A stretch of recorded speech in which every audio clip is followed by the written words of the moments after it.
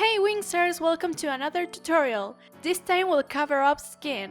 Although I cannot speak a lot about color picking, I tried to explain the very basics. So, let's begin!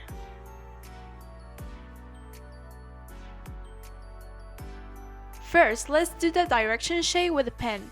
I use this one with soft edges, but you can use one as cell shading if you want. It is not really a big deal, just make it for each part of the body.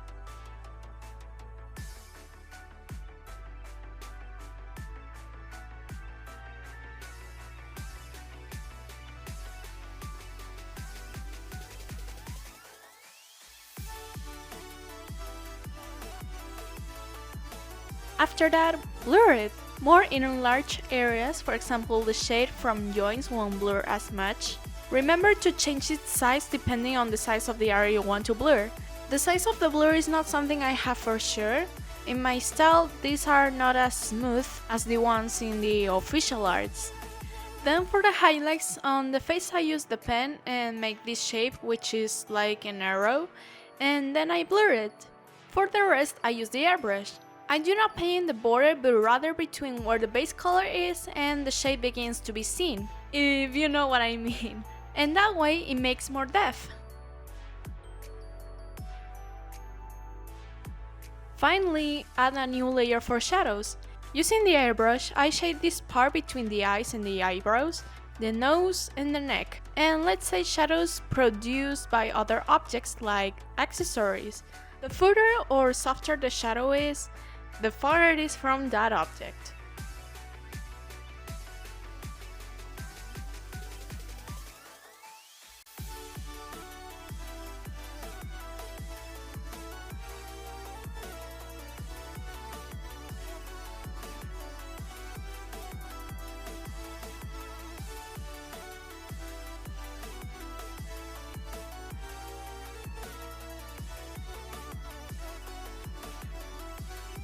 Couture usually uses lighter and desaturated base colors. That's why usually taking skin palettes for warm tones is so hard. Usually they are between the red and orange tones.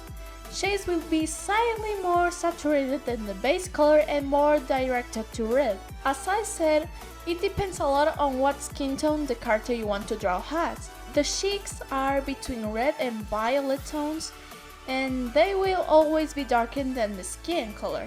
For light skin tones, they are going to be more reddish, and for dark skin tones, they are going to be directed more to a brownish tone. So that's my way to color skin. I hope you enjoy and help you.